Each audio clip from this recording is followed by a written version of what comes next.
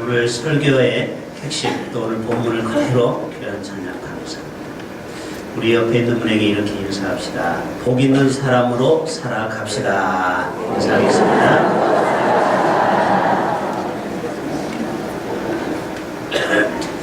할렐루야. 고향에 처음 오신 분 환영합니다. 그리고 몇 주 동안 또 한두 달 자녀와 함께 생활하시다가 이제 다시 춘향으로 내려오신 분들도 환영합니다. 여러분의 얼굴을 뵈니까 3일 동안 잘 쉬시고 또 좋은 음식 드셔서 얼굴이 얼마나 윤기가 흐르는지 모릅니다. 여기서 보면은요 정말 은혜가 넘치는 얼굴이에요. 우리나라가 언제부터 이렇게 잘 살게 되었는가? 우리가 이렇게 복받고 살게 되었는가? 여러분 그렇게 오래되지 않았습니다. 불과 30-40년 전만 해도 우리가 정말 따뜻한 쌀밥 한 그릇 먹는 것이 소원이 아니었습니까? 도시락에다가 혼식하라고 국가의 장려로 반은 보리밥을 넣어서 날마다 선생님이 검사하죠. 그래서 그만큼 쌀이 귀할 때가 있었는데 지금은요 밥을 잘 안 먹어요. 먹을 게 너무 많기 때문에 다른 것을 먹어야 되는데 밥만 다 먹으면 어떻게 다른 것을 지울 수 있겠습니까? 지금요 우리가 못 먹어서 문제가 아니고 너무 많이 먹어서 당뇨요 혈압이요 여러 가지 성인병이 나온 것 같아요. 도대체 하나님이 웬 은혜와 웬 사랑으로 이렇게 이 민족을 축복해 주셨는지 그 이유가 있더라고요. 제가 어떤 자료를 어제 우연히 살펴봤는데 바로 지금부터 수십 년 전에 우리의 믿음의 선배들이 신앙생활을 하다가 순교했던 순교의 현장, 그들이 이 땅에 순교의 피를 그 흘림으로 인하여 우리가 이렇게 복을 받고 있다는 것을 다시 한번 깨닫게 되었습니다. 1950년 6월 25일 6.25가 터지고 그리고 북한이 밀려서 이제 9월 28일 수복이 일어났을 때 저 전남 영광 야월이라는 야월교회에서 있었던 이야기입니다. 이 야월리에 있는 야월교회 성도들이 65명인데 그 성도들이 육군과 유엔군이 왔을 때 태국기를 들고 흔들면서 환영을 했어요. 그래서 그 공산당 잔당들이 남았는데 미군이 또 유엔군이 또 우리나라 군이 지나가고 나니까 이제 자기들만 남게 되었습니다. 숨어 있다가 마을 사람들을 다 교회로 불러 모았어요. 마치 재앙리 교회처럼. 그래서 65명의 어린아이로부터 어른까지 이렇게 모여 있었는데 그 중에 영수 2명, 김성정, 조양현, 그리고 집사 최판석, 최판원 4사람은 허리에다가 무거운 돌을 달아가지고 그를 바닷가에다가 빠뜨려서 수장시켰고 나머지 61명은 옆에 공동묘지 마을이 있는데 거기에다가 약 지름 6m면 상당히 크지요. 6m의 땅을 파괴해놓고 거기에 전부 다 손을 발을 묶어서 거기에다가 생매장을 시켰던 것입니다. 그것을 누가 봤느냐? 거기에 오지 않는 이웃 마을의 어떤 소년, 최소년이라는 이름은 제가 잊어버렸어요. 그 소년이 그것을 6살짜리 아이가 그 양민이 죽는 것을 다 똑똑히 눈에 보게 됐어요. 그리고 이 아이가 지금은 그 교회 은퇴 장로님이 되었습니다. 최장로님이라고. 그래서 이분이 그것을 다 이제 증언해서 80년도에 기독교 유적지가 거기에 세워져서 지금도 많은 순교자들이 이 순교자들을 보기 위해서 많은 교회에서 탐방을 하는데 그 기독교 유적지 앞에 시비가 하나 쓰여 있습니다. 그때 고흥 목사님이 이런 시를 썼습니다. 우리는 살아서 말하고 당신들은 순교로 말합니다. 우리는 입으로 고백하고 당신들은 목숨으로 고백합니다. 우리는 숨을 쉬며 살고 당신들은 숨막혀 죽음으로 여기 살아 있습니다. 6.25 동란의 광풍 형제의 심장에 총을 쏘고 칼로 찔러 피투성으로 쓰러지는 이 한반도를 가슴에 안고 하늘 향하는 믿음 하나로 논도 밭도 강도 바다도 예배당도 하늘도 땅도 남김없이 불타는 것 보며 그때 모든 교회도 다 타버렸습니다. 나중에 80년도에 다시 재건했거든요. 더러는 돌에 매달아 바다에 생수장되고 더러는 묶이어 웅덩이에 생매장 당한 야월교회 65명 전교인 순교자들이요.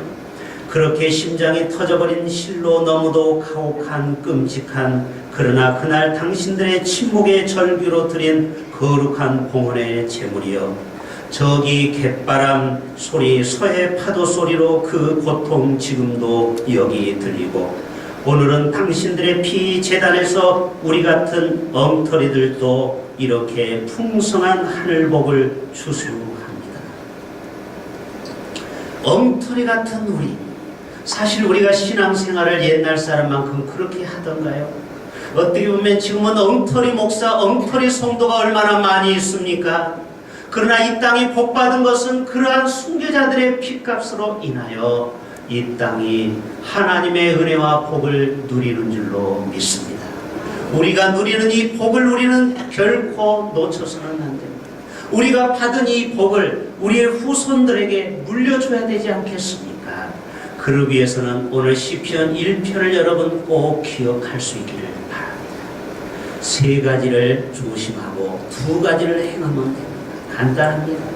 어떻게 복 있는 삶을 살아드리느냐? 세 가지를 너희는 항상 조심하고 두 가지를 하게 되면은 복 있는 삶을 이 땅에서 영원히 살아드리게 되는 줄로 믿습니다. 그 세 가지를 제가 말씀드리고자 합니다. 첫째, 1절에 그랬죠. 복 있는 사람은 악인들의 꾀를 따르지 아니하며. 공동번역에 보면은 이 구절을 악을 꾸미는 자리에 가지 아니하고, 다시 말해서 악한 사람들과 함께 말도 섞지 않고 그 자리에 있지도 않는다. 왜? 자기도 물이 들기 때문에, 자기도 그 악인처럼 멸망당할까 너희는 조심하라. 여러분, 친구를 잘 사귀는 것이 얼마나 중요합니까? 여러분, 저 서울의 신림동 쪽에 까치 터널 쪽에 가면은 해오름교회라고 오른쪽에 교회를 멋지게 지었습니다. 그 교회 목사님 이름이 최낙중이죠. 재밌어요. 이름이 최낙중. 그 최낙중 목사님이 쓴 책이 하나님의 지우개입니다. 그의 자서전을 썼는데 그가 얼마나 그동안 어렸을 때 죄를 많이 졌는지 하나님의 지우개로 그 죄를 지어서 지금은 목사가 됐어요. 이 최낙중 목사님이 어린 시절에요, 도벽이 있었다고 해요. 그래서 친구들하고 이 딸기밭에 가서 남의 딸기를 훔쳐 먹다가요, 독사에 물린 적도 있고요. 그래서 손이 퉁퉁 부어서 겨우 정말 이 멀리 가지를 못해서 죽음의 순간에 아버지가 뾰족한 유리를 깨가지고 피를 터뜨려서 간신히 살려내고, 또 어떤 때는 닭을 서리하다가 잡혀서 두들겨 맞고, 그 못된 짓을요 친구 2명과 재미있게 그렇게 그 학창시절을 보냈다.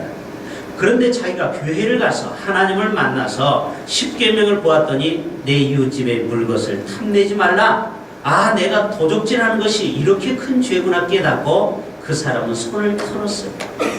그런데 그와 함께 도적질했던 그 친구는요, 예수님을 알지 못하고 계속해서 곁길로 가다가 나중에는요, 사람을 죽이고 나중에는 사형수로 이슬로 사라졌다는 것입니다. 그러면서 그 목사님의 책 59페이지에 이런 얘기가 나와 있습니다. 좋은 책과 좋은 친구를 사귀는 것이 얼마나 중요한지 뒤늦게 나는 깨닫게 되었다. 자기도 그 악인과 함께, 친구와 함께 지금도 그런 짓을 했으면 자기도 사형장의 이슬로 사라질 뻔했다는 것입니다. 그렇습니다. 이 악인의 꾀를 따르지 않는 것이 우리에게 얼마나 귀한 일입니까?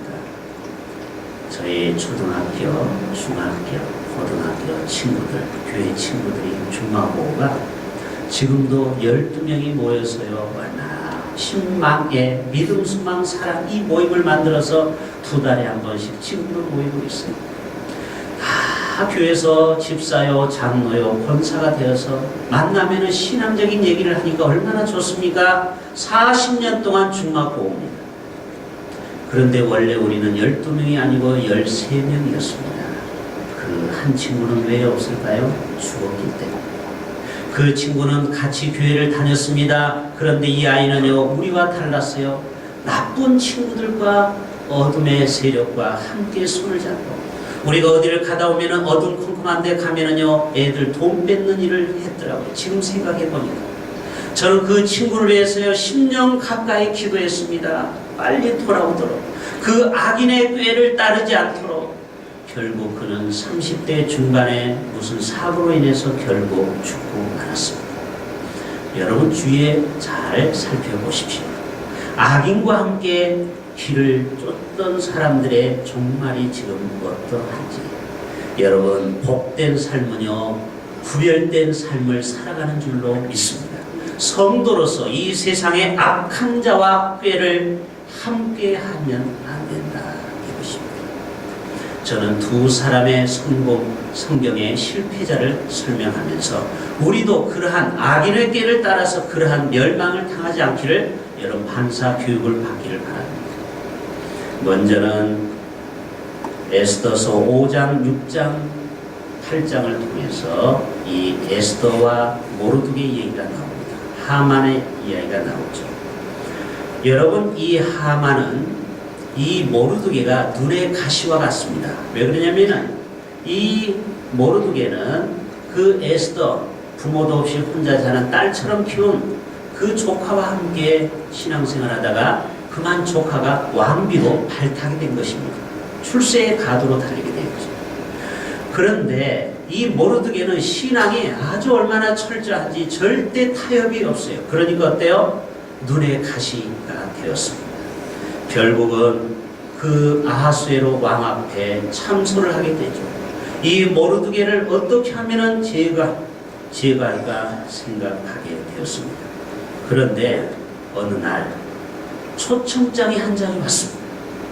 왕후 에스더로부터 왕 아하수에로 왕과 하만이 동시에 초청을 받게 되었습니다. 그때 이 하만은 너무너무 기뻐서 집에 가서 아내에게 자랑합니다. 여보, 세상에 오래 살다 볼 일이야. 내가 말이야 왕과 함께 초청을 받았어. 다른 사람은 초청을 못 받았는데 내가 초청을 받았어 하면서 얼마나 기뻐하는지 몰라요.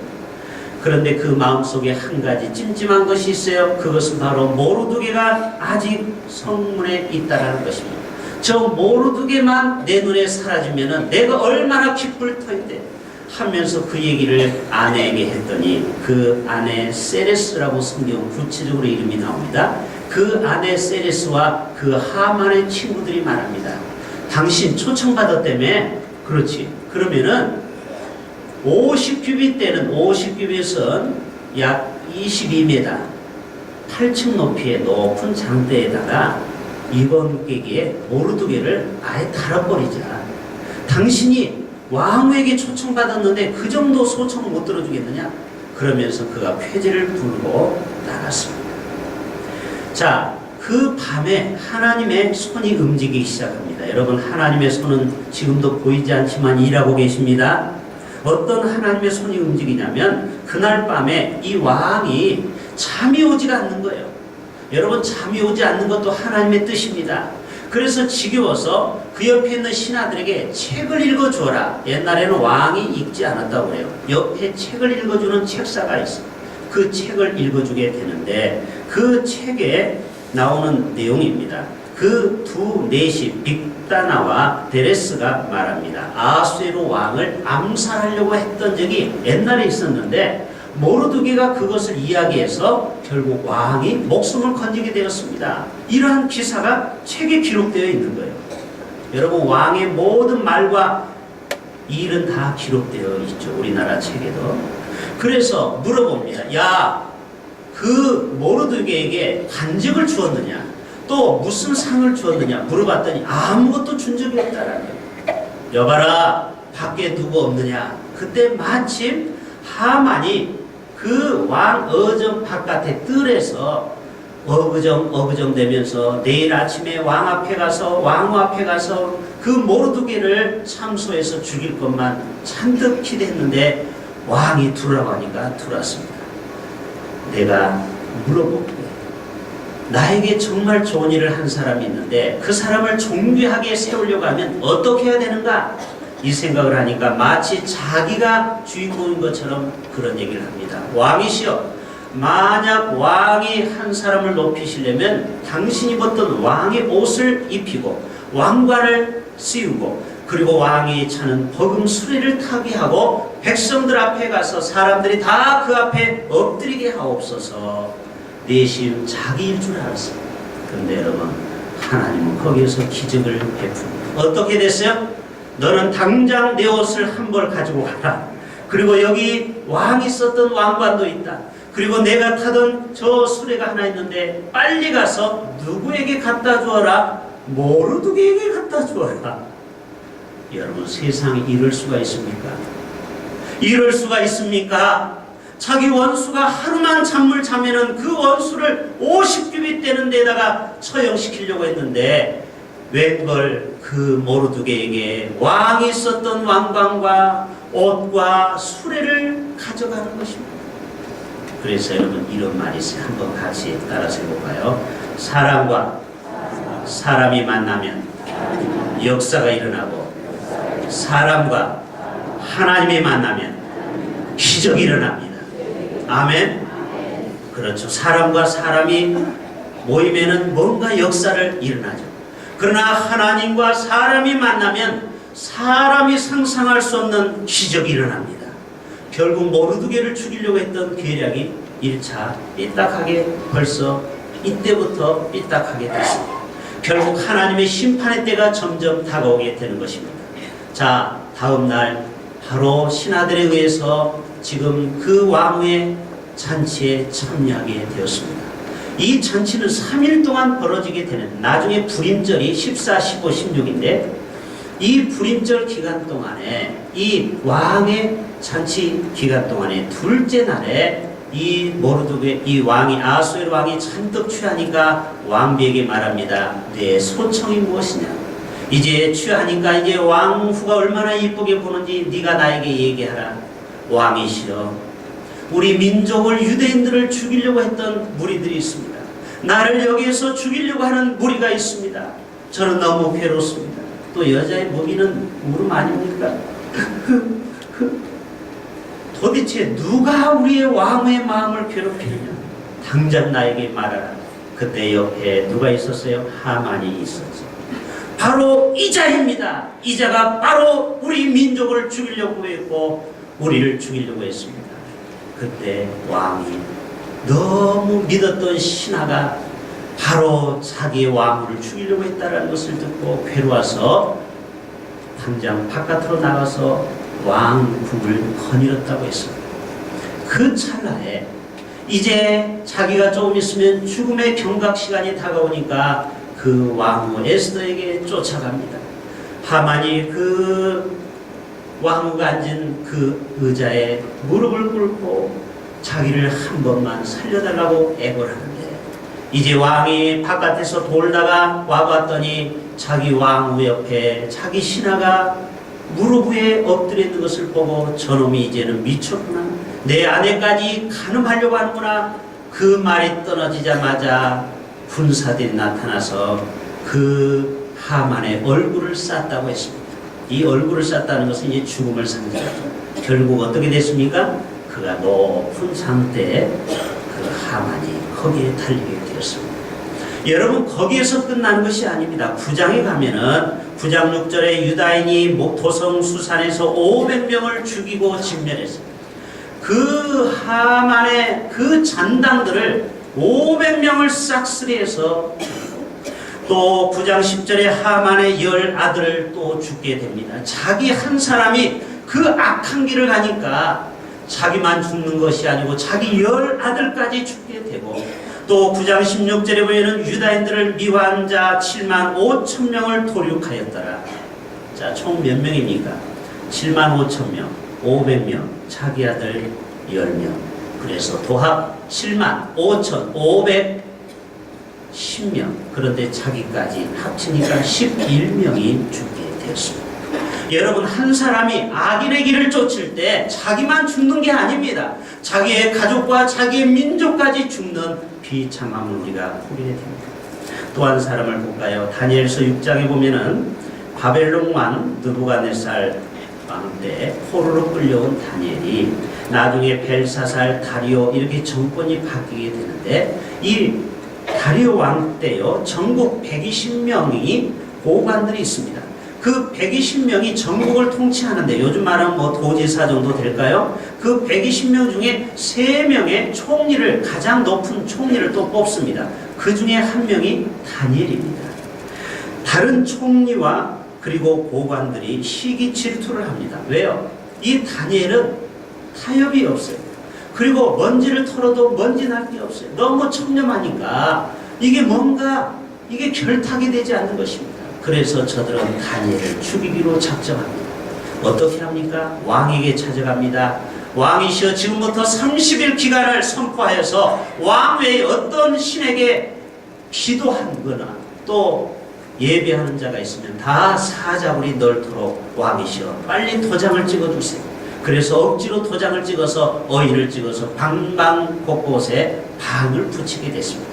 다니엘 6장에 보면 다니엘이 그것을 보았지만 그가 하루 3번씩 고국 예루살렘을 향해서 하나님 앞에 기도했다고 그랬습니다.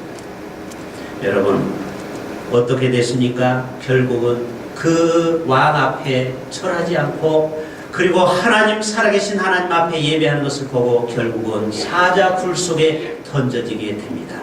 어쩔 수 없이 왕이 그를 사자굴에 넣고 거기에 그 돌을 마지막 임봉하면서 다음 날을 기약합니다.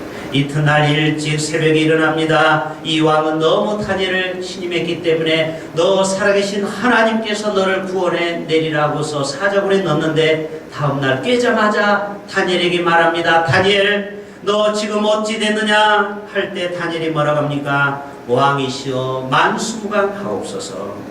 살아계시는 하나님이 그의 천사를 보내어서 사자들의 입을 봉하였나이다.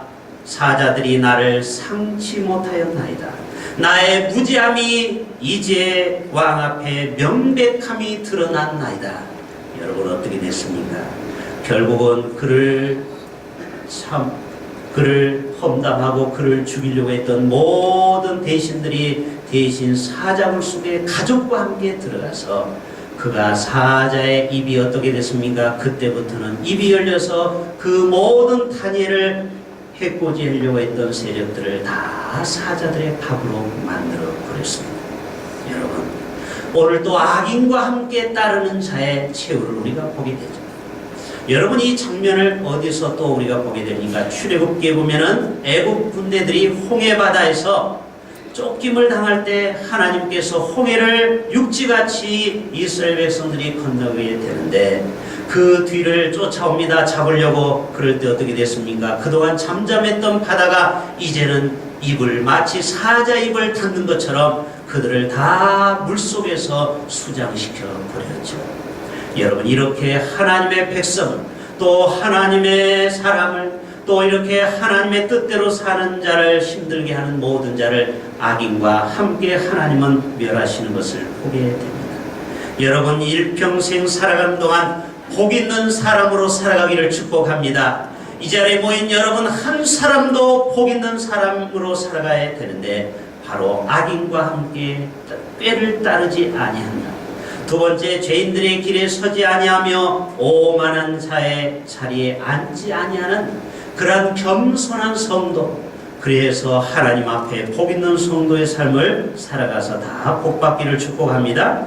자, 그러면은 두 번째입니다. 복 있는 사람은 어떻게 살아가야 되느냐? 2절에 그 해답이 나와 있습니다. 다 같이 봅니다. 오직 여호와의 율법을 즐거워하여 그의 율법을 주야로 묵상하는도다. 예, 복 있는 사람은 3가지를 금하고 2가지를 한다고 했는데, 바로 2가지는 여호와의 율법을 주야로 묵상하고 그 말씀을 즐거워하며 지키는 자이다. 여러분, 시편 112편에 보면은 할렐루야, 여호와를 경외하며 그의 계명을 크게 즐거워하는 자는 복이 있도다. 그의 후손이 땅에서 강성하며 정직한 자들의 후손에게 복이 있으리로다. 부와 재물이 그의 집에 있으며 그의 공의가 영구히 서 있으리로다. 여러분, 하나님의 말씀대로 순종해 보세요. 하나님의 말씀을 가까이 해보세요. 말씀 안에 거해보세요. 하나님께서 부와 재물과 영광과 정비를 여러분의 가문 가운데 넘치게 채워주실 줄로 믿습니다. 시편 119편 50절에도 이 말씀은 나의 고난 중에 위로라. 주의 말씀이 나를 살리셨기 때문입니다. 여러분, 우리가 이 세상에 올해 한 해도 살아갈 때 어려운 일, 힘든 일을 만나게 됩니다. 그때 여러분, 그 어려움, 힘든 일을 어떻게 빠져나오시렵니까? 바로 하나님의 말씀을 묵상하시고 하나님의 말씀을 의지하는 자는 그 말씀에 힘을 얻어서 다시 한번 일어서게 되는 줄로 믿습니다. 하나님의 말씀은 우리를 살린다고 했어요. 고난당하기 전에는 내가 그렇게 행하였더니 이제는 주의 말씀을 지키나이다. 주의 법도들을 지킴으로 나의 명철함이 노임보다 나으니이다. 내가 주의 말씀을 지키려고 발을 금하여 모든 악한 길로 가지 아니하였사오니 주의 말씀의 맛이 내게 어찌 그리 단지요 내 입에 꿀과 같이 달이라. 여러분, 오늘도 하나님의 말씀의 꿀을 지금 여러분이 먹고 있죠. 설교를 통해서 영의 양식을 여러분이 먹잖아요. 그 양식을 먹을 때 우리의 영이 새로워지고 우리의 영혼이 새로운 피조물로 거듭나게 되는 줄로 믿습니다. 때로는 이 말씀이 우리를 찌르는 말씀일 수 있어요. 내 심령을 흔드는 말씀일 수 있어요. 내 영과 혼과 관절을 찌르기도 합니다. 그것은 뭐예요? 나를 회개시켜서 내가 하나님의 말씀 앞에 벌거벗겨서 내 죄악을 보게 하는 것입니다.